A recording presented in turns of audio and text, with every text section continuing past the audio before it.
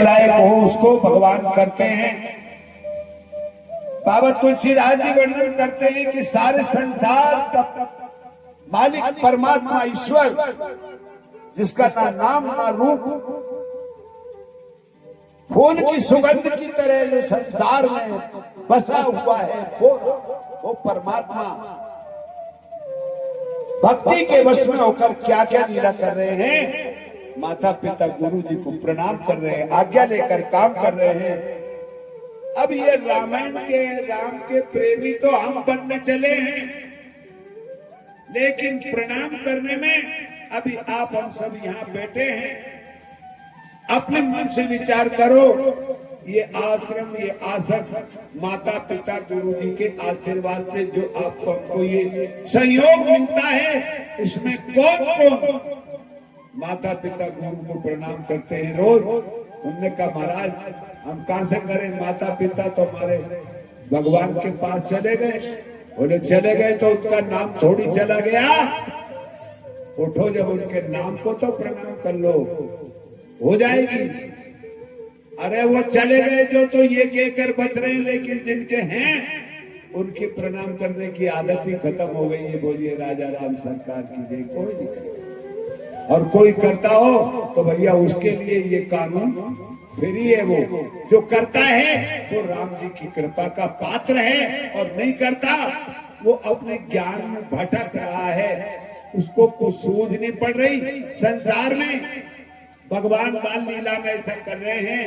और अगले प्रसंग में बाबा तुलसीदास जी लिखते हैं, यह सब चरित्र कहा मैं गाई, आगिल कथा सुनो मन लाई। अब अगले प्रसंग को बाबा तुलसीदास जी वर्णन करते हैं, क्या लीला भगवान कर रहे हैं और क्या होने चल रहा है। कि विश्वामित्र महामुनि ज्ञानी, विश्वामित्र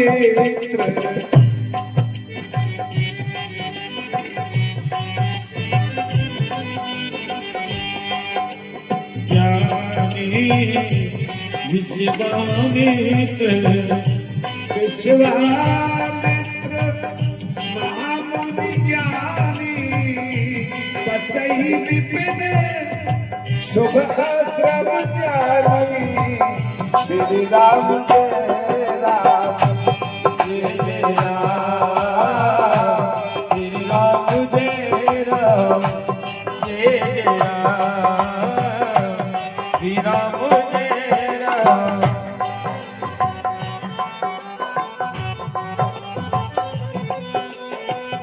जहाँ जब जो मुनि करहि, श्री राम जय जय राम, श्री राम जय राम, श्री राम जय राम, श्री राम जय राम।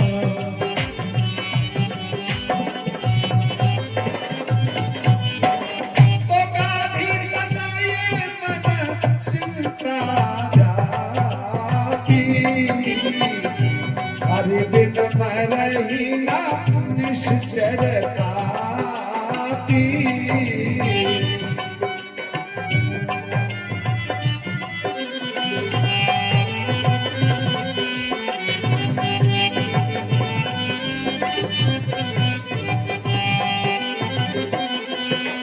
तो तब मुनिवर मन कीन विचारा, तब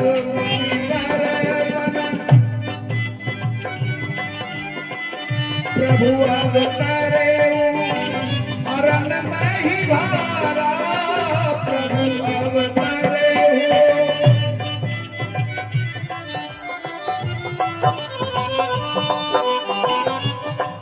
आए हूँ देखाऊं पर जाई,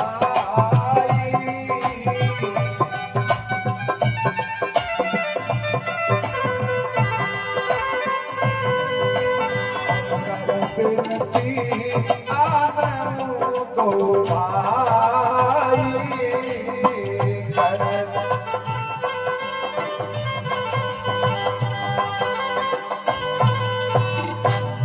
विश्वामित्र मुनि वन में निवास। जब योग जब हवन आदि भक्ति की क्रियाओं को जैसे ही चालू करते हैं या करना चाहते हैं तो सुबाहु और मारीच नाम की राक्षसों की टोली इनके यज्ञ जब तब में बाधा करती है तो महाराज विश्वामित्र जी के मन में चिंता व्याप्त हो जाती है। मन में विचार करते हैं ये राक्षस यज्ञ जब तब पूजा में बाधा करते हैं, भगवान ने अवतार दिया है वो राक्षसों के संहार के लिए दिया है।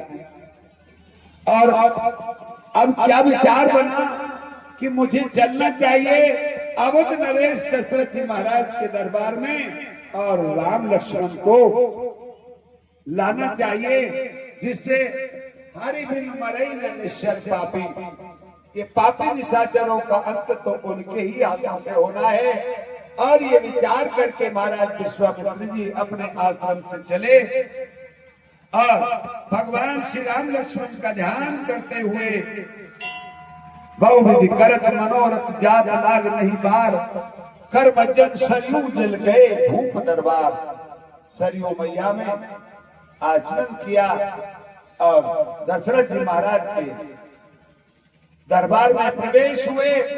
द्वारपालों में जाकर हुए और मुनि आगमन सुना जब राजा, बड़े भाव से मिलन गए उन्हें विप्र समाजा ब्राह्मणों को साथ लिया और स्वागत सेवा सत्कार करते हुए विश्वामित्र मुनि को अपने दरबार में दशरथ जी महाराज लाते हैं। भगवत कृपा हुई, मुनि के चरणों को पखारा, चरणों का पूजन किया। गुरु जी संत की जब कृपा होती है तो क्या लीला होती है। यहाँ पर सुंदर भोजन करवाया। विश्वामित्र जी दशरथ जी की सेवाओं को समझते हुए, क्या समझते हुए कि जैसे सेवा चल रही है वैसे तो मन में ये भाव आ रहा है कि राम लक्ष्मण भी दे देंगे, मांगने आए हैं लेने आए हैं। तो सेवाओं का भाव जान करके विश्वामित्र जी प्रसन्न हो रहे हैं। तब तक चारों भ्राता राम लक्ष्मण भरत शत्रुघ्न पधारे और विश्वामित्र मुनि के चरणों में वंदन किया, प्रणाम किया। विश्वामित्र जी ने चारों भ्राताओं की छवि का दर्शन किया, लेकिन राम जी के ऊपर तो विश्वामित्र जी के नेत्र टिक गए।